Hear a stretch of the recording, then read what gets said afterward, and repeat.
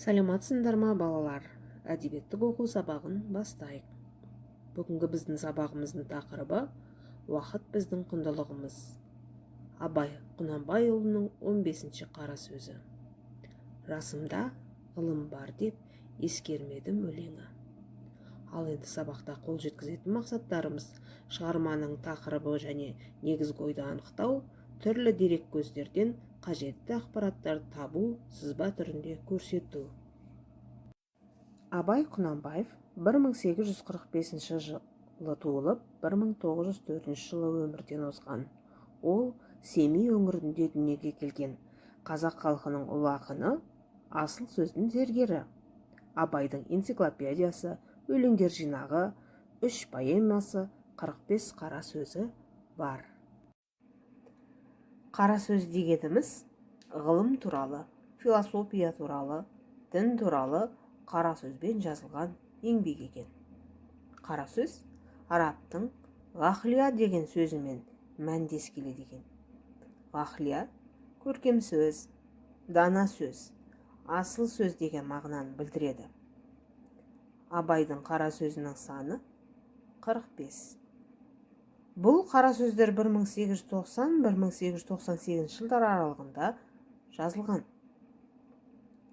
Қара сөздерді алғаш рет Семей қаласында 1948 жылы Абай журналында жарық көреді. Абайдың қара сөздері орыс, қытай, француз, тағы да басқа көптеген әлем тілдеріне аударылды. Ал енді 15-ші қара сөзді тыңдайық.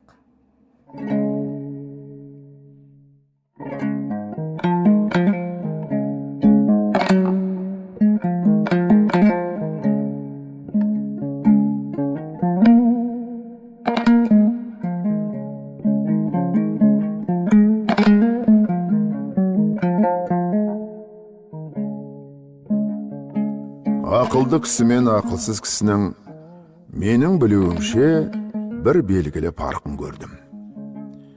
Әуелі пенде адам болып жаратылған соң, дүниеде ешбір нәрсені қызық көрмей жүре алмайды. Сол қызықты нәрсесін іздеген кезі өмірінің ең қызықты уақыты болып ойында қалады. Сонда есті адам орын түске қызығып, құмарланып іздейді екен дағы, күнінде айтса құлақ, ойланса көңіл сүйсінгендей болады екен. Оған бұл өткен өмірдің өкініші де жоқ болады екен.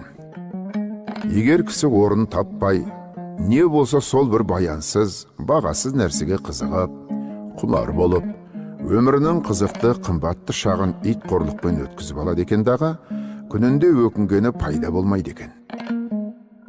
Жастықта бұл қызықтан соң және бір қызық тауып алатын кісімсіп, жастығы тоз бастай, буыны босамастай көріп жүріп, бірер қызықты қуғандақ, мойны қатып, буыны құрып, екінші талапқа қайрат қылуға жарамай қалады екен. Үшінші, әр бір нәрсеге қызықпақтық. Ол өзі бойға құмарлық пайда қылатын нәрсе екен. Әр бір құмарлық өзіне бір дерт болады екен.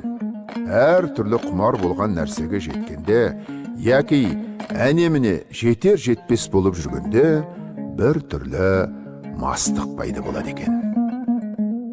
Әр бір мастық бойдан оғатты көп шығарып, ақылдың көзін байлап, дөңіректегі қараушылардың көзін ашып, ананы мынаны дегізіп, бойды сынататығын нәрсе екен.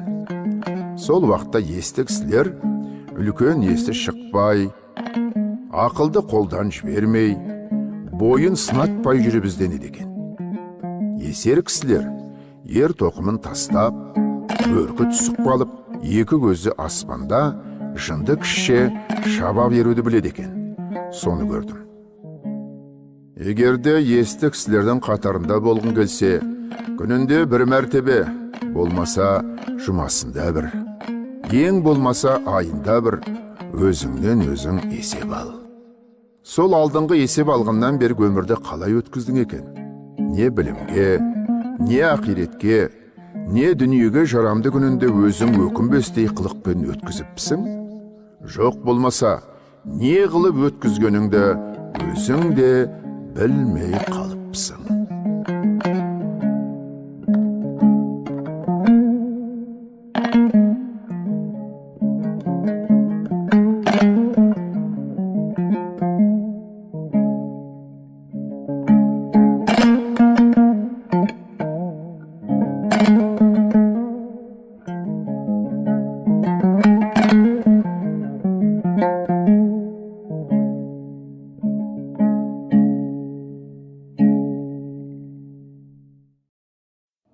Ал балалар, ақын айтқан орынды істерге не жатады?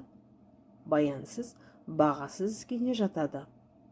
Осы екі сұрақтың жауабын кестеде көрсетілген торкөздерге жазамыз. Яғни, мәтінді түсінікті тілмен түсіндіре алуымыз керек, көз қарастарға талдау жасай алуымыз қажет екен. Ал енді балалар, барлығымыз кітапқа назар аударып, өлеңді оқиық. Жасымда ғылым бар деп ескермедім. Жасымда ғылым бар деп ескермедім. Пайдасын көре тұра тексермедім. Ер жеткен соң түспеді уысыма, қолымды мезгіліне кеш сермедім. Бұл махрұм қалмағыма кім жазалы? Қолымды дөпсермесем өстермедім. Адамның бір қызығы бала деген, баланы оқытуды жек көрмедім. Баламды медресеге білдеп бердім, қызмет қылсын, шен алсын деп бермедім. Өзім де басқа шауып төс көрледім. Қазаққа қара сөзге дес бермедім. Еңбегіңді білерлік еш адам жоқ, түбінде тыныш жүргенді теріс көрмедім. Ал балалар, осы өлеңнің ішінде сөздікпен жұмыс жүргізейік. Біз түсінбейтін сөздер бар. Махрұм, еш нәрседен хабардар болмау. Дөпсермесем, дер кезінде. Медресе, бұрынғы кездегі білім ошағы дегенді білдіреді. Шен алсын деген сөз атақ алу деген мағынаны білдіреді екен. Балалар, осы сөздерді дәптерімізге көшіріп жазып алайық. Ал балалар, біздің екінші тапсырмамыз сұрақтарға жауап берейік.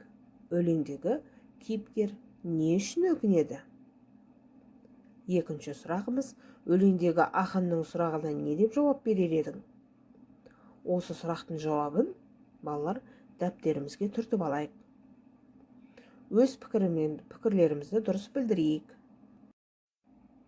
Ал балалар, бүгінгі біздің сабағымызға кері байланыс берейік. Кері байланысымыз SMS әдісі арқылы өтеді. Сабақты өте жақсы түсіндім, мен үшін қызықты болды дегендерің көк жалаушаларыңды көрсетсеңдер болады. Ал енді мен сабақты жақсы түсіндім дегендерің сары жалаушаны жіберіңдер. Ал енді тақырып бойынша түсінбедім дегендерің қоңыр жалаушаны көтеріңдер. Ал енді балалар, асыл сөзді іздесең, абайды оқы, ерінбе деп мен бүгінгі сабағымды аяқтағым келіп отыр. Ал енді үйге тапсырма, жасымда ғылым бар деп ескермедім өлеңін жаттап келеміз. Қош, сау болыңдар, балалар.